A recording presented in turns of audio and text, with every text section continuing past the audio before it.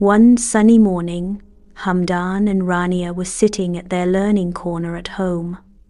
Their mum smiled as she brought a wooden tray and placed it gently on the table. "What's that, Mama?" asked curious little Rania. Mama sat down beside them and said, "Today we're going to use these special Montessori cylinders. They're called knobbed cylinder sand. They help us become sharper thinkers, careful movers, and even tiny mathematicians." Hamdan's eyes sparkled. "Magic blocks?" he asked. Mama chuckled. "In a way, yes. Let me show you." She took one of the cylinders out of the wooden block and held it up.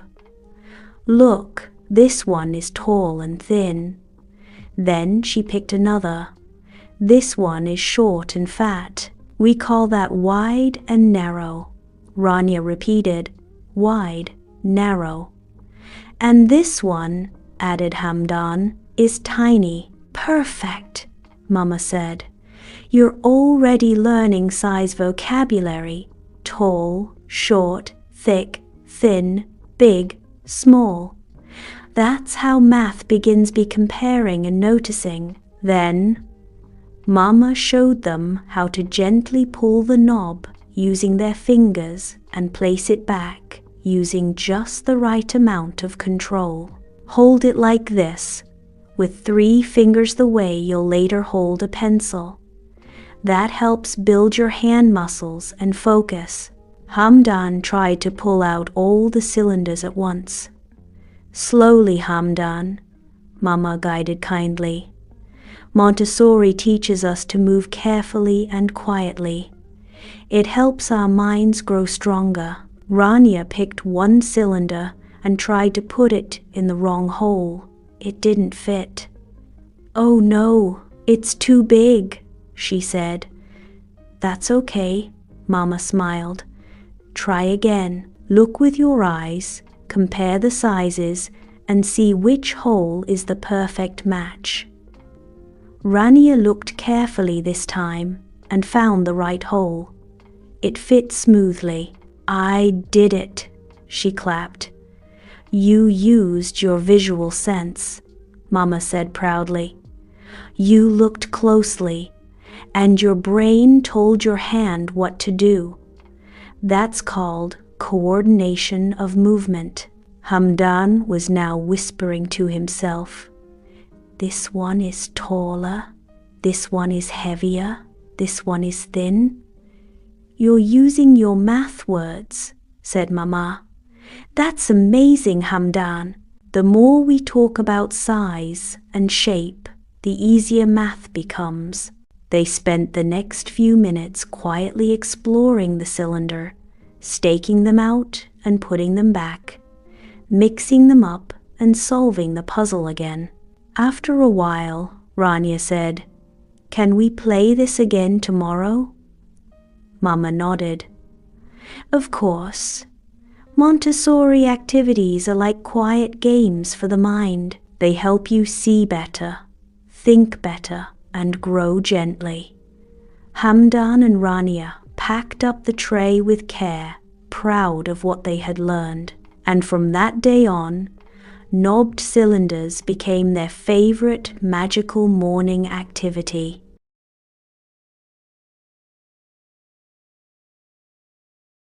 It was a quiet afternoon, and the sun peeked through the living room window. Hamdan and his little sister Rania were busy drawing when their mum walked in with a big smile and a wooden box full of pink cubes. "Come here, my curious builders," she said cheerfully. "Today we are going to explore something very special, the Montessori Pink Tower." Hamdan's eyes widened. "What's that?" "It's a sensorial activity," Mom explained as she placed a small rug on the floor. "These are 10 pink cubes, all the same color but different in size. From the biggest to the tiniest. And we're going to build a tower. Rania clapped. A pink tower? Yay! Mom picked up the biggest cube gently with 2 hands. Watch how I carry it carefully. We always use both hands to carry the cubes so we don't drop them. She placed the largest cube on the mat. Then, one by one, she brought each cube and placed them randomly on the mat, inviting Hamdan and Rania to help. You can help me carry them. Look, this one is big, this one is bigger, and this tiny one is the smallest. Hamdan said, This one is heavier too. Exactly. You're learning new words and comparing sizes. That's called vocabulary. And guess what? You're also using your math brain by thinking about size and order. Once all the cubes were spread on the mat, Mom knelt down and began building the tower slowly. She chose the biggest cube and placed it first, then the next biggest one on top, stacking them from largest to smallest. Rania leaned forward. It's getting taller. When the last, tiniest cube was placed at the very top, Mom paused and smiled. There, the pink tower is complete. But then she gently took it down. Now, she said softly, would you like to try? Hamdan eagerly began. He picked up a cube and started stacking, but halfway through he put a smaller cube under a bigger one. Uh-oh. The tower wobbled and fell. Oh no, said Hamdan. Mom smiled and said, That's okay. The tower fell because the cubes weren't in the right order. That's called a control of error. It helps you fix your own mistake. Rania picked up a cube. Let's try again. This time, they sorted the cubes from biggest to smallest first. Together, they built the tower carefully, and this time, it stood tall and steady. We did it, they cheered. Mom hugged them both. You built it all by yourselves. That's what learning looks like, trying, thinking, fixing, and smiling. Hamdan and Rania high-fived each other. The pink tower wasn't just a stack of cubes, it was a tower of teamwork, thinking, and fun. It was a calm and sunny morning. Hamdan and Rania were sitting in their cozy learning corner at home, waiting excitedly to see what Mama had planned for today. On the floor, their soft mat was already rolled out neatly, a sign that something special was about to begin. Mama came in with a gentle smile and a wooden box in her hands. Today, she said warmly, we're going to explore the Montessori broad stair. Hamdan's eyes widened. What's inside the box? You'll see, Mama said as she knelt down beside them. She slowly opened the box and, one by one, began taking out 10 beautiful wooden prisms. Hamdan and Rania helped her carefully place each prism on the mat.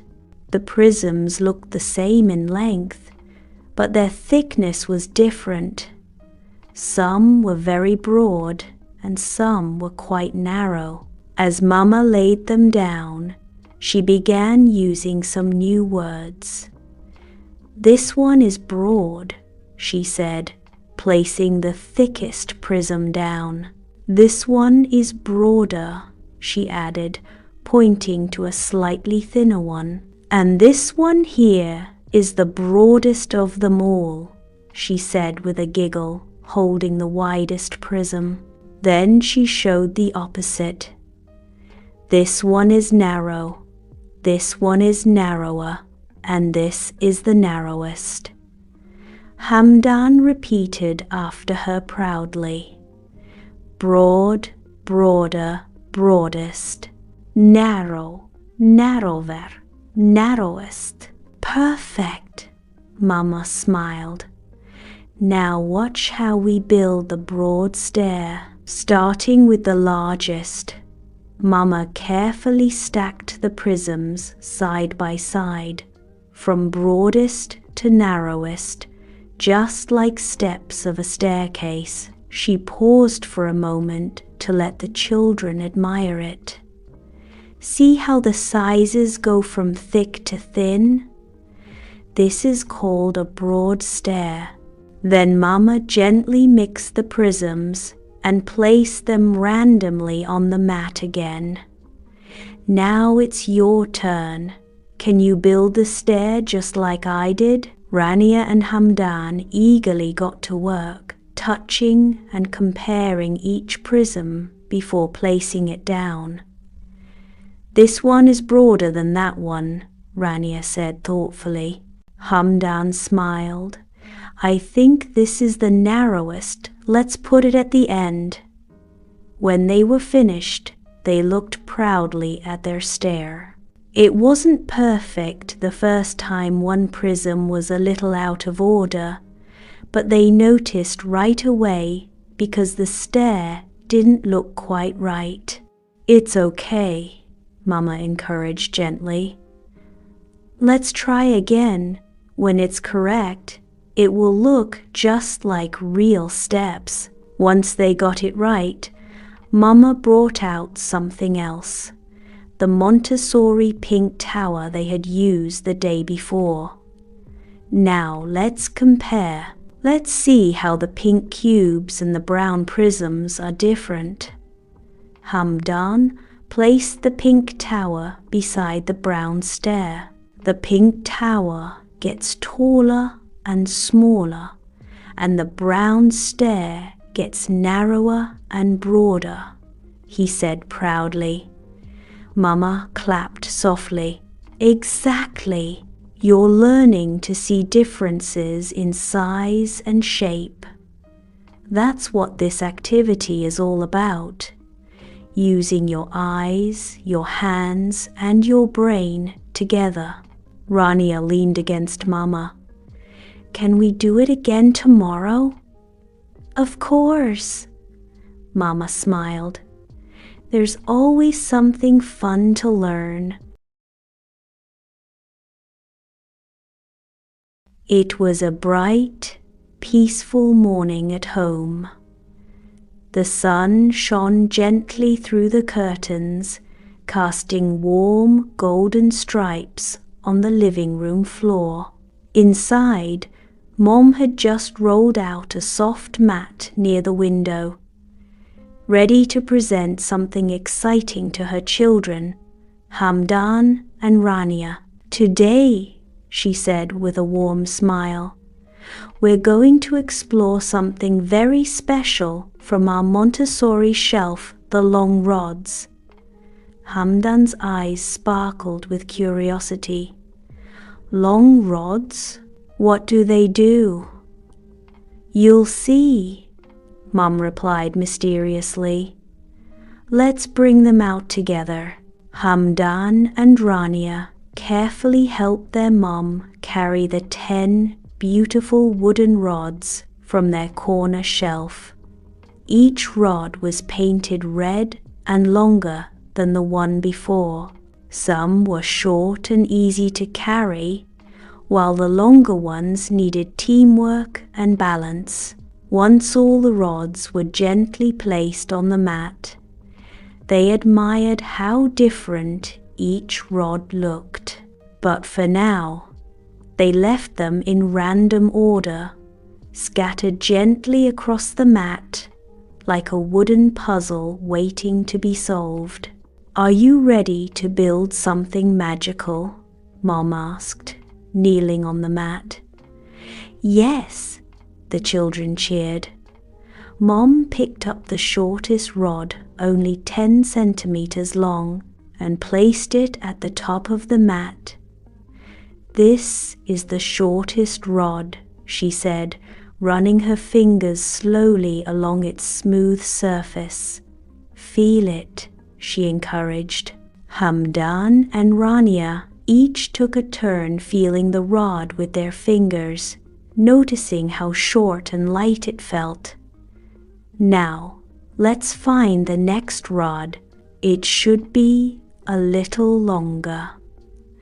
One by one, Mom and the children carefully felt and compared each rod. Every time they found the next longest rod, they gently placed it under the last, building a beautiful red staircase from shortest to longest. Rania noticed how the rods grew longer and longer, and Hamdan proudly used the words short, shorter, long, and longest as they worked.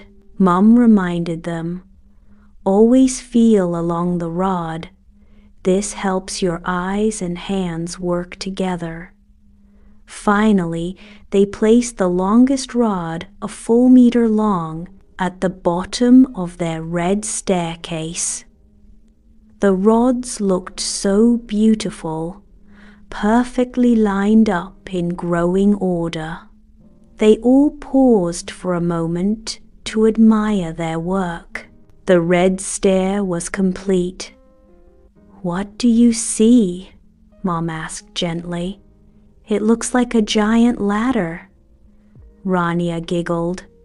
"It's like music. Short, longer, longest," said Hamdan, tapping each rod gently in rhythm. Once they were done exploring, Mom guided them to tidy up.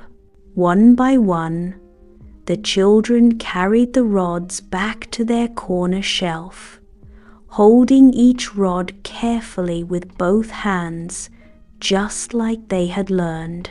When the mat was rolled up and everything was back in its place, Mom said proudly, "You both did a wonderful job. You used your hands, your eyes, and your words. That's how we learn." Hamdan and Rania beamed with pride. It had been a morning full of discovery, and all from a few simple rods and their mother's loving guidance.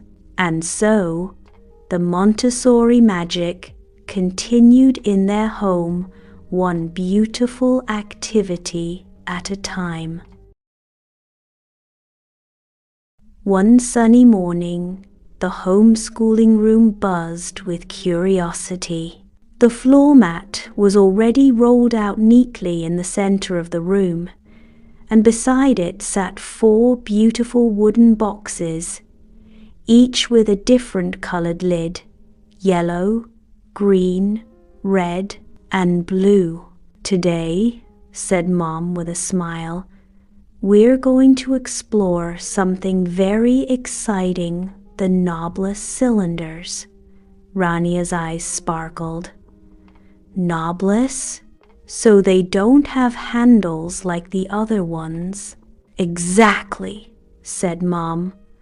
"We'll need to use our careful hands and sharp eyes today." Hamdan reached out eagerly as Mom gently brought the yellow box to the mat. "This is the yellow set," she explained. "The cylinders vary in both height and thickness." Mom opened the box and showed them how to remove each cylinder one at a time. The first few were picked up using all her fingers, and as they got smaller, She switched to using her pincer grip, just her thumb and 2 fingers. "Try to feel the difference," she said, handing one to Rania. "Is it thicker or thinner than the one before?" Rania nodded and placed the cylinder gently on the mat.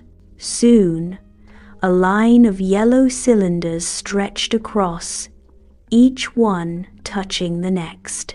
"Let's look closely," Mom said. "Which one is taller?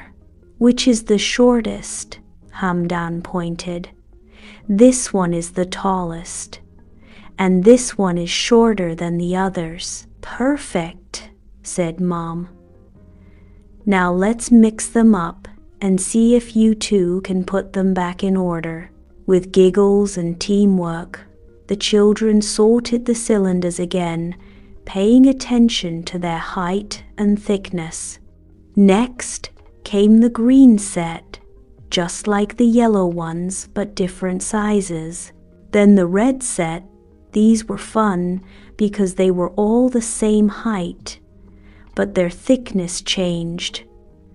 Rania quickly said, "This one is thicker than that one, and this one is the thinnest," added Hamdan proudly. Finally, Mom opened the blue set, where all the cylinders had the same thickness but different heights.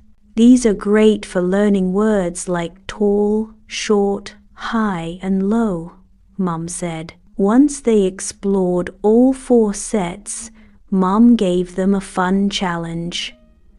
"Now, let's build towers with each box, one at a time." Hamdan carefully stacked the yellow cylinders, starting with the thickest and tallest at the bottom. The tower swayed a little, but it stood tall. Rania tried the red ones, giggling as the thin cylinders made the tower look like a colorful pencil. When all the towers were done and admired, Mom said, "It's time to clean up. Let's put the cylinders back in the boxes, sewn by one, and return them to the shelf." The children followed every step with care and pride, their eyes glowing with accomplishment. As they packed the last cylinder, Rania whispered, "I like the blue ones best." Hamdan nodded. "I liked using big and small words like tallest and thinnest." Mom smiled. "You both did wonderful thinking and observing today. That's the beauty of sensorial work.